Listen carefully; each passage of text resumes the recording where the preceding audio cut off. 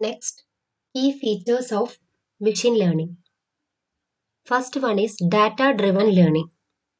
Decisions എന്തും ഡാറ്റയെ base ചെയ്താണ് എടുക്കുന്നത്. അതുകൊണ്ടാണ് ഡാറ്റ-ഡ്രിവൻ ലേണിംഗ് ആണ് എന്ന് പറയുന്നത്.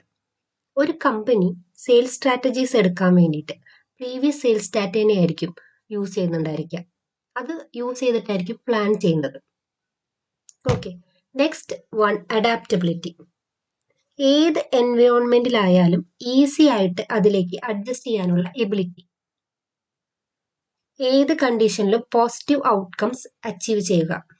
ഫോർ എക്സാമ്പിൾ, ഇപ്പോൾ ഡിഫറെൻറ്റ് ക്ലൈമറ്റ്സ് ഒക്കെ വരുന്ന ടൈമിൽ മനുഷ്യന് അഡ്ജസ്റ്റ് ചെയ്യാൻ പറ്റുന്നില്ലേ പല ക്ലൈമറ്റ്സിൽ, അതുപോലെ. Next one automation. Human interactions കുറച്ച് ടൈം സേവ് ചെയ്യാനും എഫിഷ്യൻ്റ് ആക്കാനും ഫാസ്റ്റ് ആക്കാനും ഇത് സഹായിക്കും. For example, self driving cars. Next one is generalisation.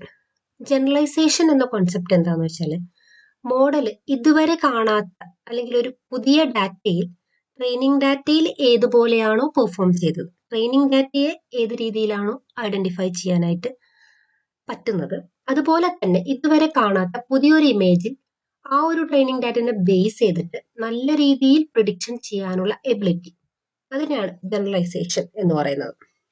Okay, diverse applications. Next one എന്ന് വെച്ചാൽ machine learning and AI technologies wide variety of ഫീൽഡിൽ use ചെയ്യാൻ പറ്റും.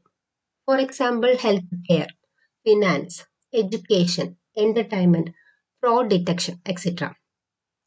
Okay, next one is feature engineering. ഇപ്പം നമുക്ക് കിട്ടുന്ന ഡാറ്റ റോ ഡാറ്റ ആയിരിക്കും, അതിനെ മീനിങ് ഫുൾ ആക്കി കൺവേർട്ട് ചെയ്യുക. ഫോർ എക്സാമ്പിൾ, നമുക്ക് കിട്ടുന്ന ഡാറ്റയിൽ ഒരുപാട് ഫീച്ചേഴ്സ് ഉണ്ടായിരിക്കും, ഇറലവൻ്റ് ആയ ഒരുപാട് ഫീച്ചേഴ്സ് ഉണ്ടായിരിക്കും. ഒരു പക്ഷെ ആ എല്ലാ ഫീച്ചറും നമ്മുടെ പ്രഡിക്ഷനെ ബാധിക്കുന്നുണ്ടായിരിക്കില്ല. അപ്പോൾ അതുപോലത്തെ ഇറലവൻ്റ് ആയിട്ടുള്ള ഫീച്ചേഴ്സിനെ അവോയ്ഡ് ചെയ്ത് ആവശ്യമുള്ള ഫീച്ചേഴ്സിനെ മാത്രം എടുത്ത് മെഷീനെ പഠിപ്പിക്കുന്നതിനെയാണ് ഫീച്ചർ എഞ്ചിനീയറിംഗ് എന്ന് പറയുന്നത്. For example, heart disease prediction ചെയ്യണം. അപ്പോൾ ഒരു വ്യക്തിക്ക് ഹേർട്ട് ഡിസീസ് ഉണ്ടോ ഇല്ലയോ എന്ന് പ്രഡിക്റ്റ് ചെയ്യാൻ വേണ്ടിയിട്ട് അയാളുടെ പ്ലേസ് ഓർ കൺട്രി ഒരു ഇറലവൻ്റ് ആയിട്ടുള്ള ഫീച്ചറായിട്ട് നമുക്ക് കൺസിഡർ ചെയ്യാം. അതിനെ വേണമെങ്കിൽ അവോയ്ഡ് ചെയ്യാം, കാരണം ആ ഒരു ഫീച്ചർ നമ്മുടെ ഹേർട്ട് ഡിസീസ് ഉണ്ടോ ഇല്ലയോ എന്ന പ്രഡിക്ഷനെ കാര്യമായി ബാധിക്കുന്നില്ല. Okay, next one is model evaluation and validation. Model accurate ആണോ എന്ന് ചെക്ക് ചെയ്യാൻ പലതരത്തിലുള്ള മെഷേഴ്സ് കാൽക്കുലേറ്റ് ചെയ്യുന്നു. Like accuracy score, precision score, recall score. ഇതിന്റെ വാല്യൂ നോക്കി ആക്യുറസി ചെക്ക് ചെയ്യുന്നു. ഈ ഒരു മെഷേഴ്സ് ഓർ മെട്രിക്സ് എന്ന കോൺസെപ്റ്റിലേക്ക് നമുക്ക് പിന്നീട് വരാം. Next feature is സ്കാലബിലിറ്റി. അതുപോലെ മെഷീന് സ്മോൾ ഡാറ്റയിലും ലാർജ് ഡാറ്റയിലും ഒരുപോലെ പെർഫോം ചെയ്യാനായിട്ട് പറ്റുന്ന കഴിവ്, അതായത് ലാർജ് ഡാറ്റയെയും ഹാൻഡിൽ ചെയ്യാൻ പറ്റുന്നതിന് സ്കാലബിലിറ്റി എന്ന് പറയാം. For example, Netflix. ഇതൊരു റെക്കമെൻഡേഷൻ സിസ്റ്റമാണ്. ഇതിൽ മില്യൺസ് ഓഫ് യൂസേഴ്സിന്റെ പ്രിഫറൻസിനെയാണ് ഹാൻഡിൽ ചെയ്യുന്നത്. അപ്പോൾ ഡാറ്റ എത്ര കൂടിയാലും അതിന് ഹാൻഡിൽ ചെയ്യാൻ പറ്റും. സ്മോൾ ഡാറ്റേനെ എങ്ങനെയാണോ ഹാൻഡിൽ ചെയ്യുന്നത് അതുപോലെ തന്നെ ഡാറ്റ കൂടുന്തോറും ഹാൻഡിൽ ചെയ്യാൻ പറ്റും.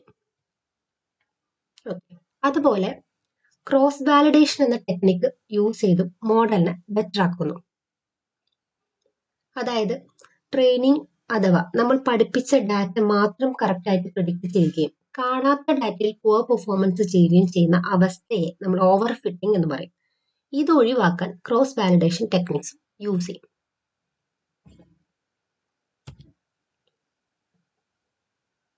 Okay, next one advantages of machine learning and disadvantages of machine learning.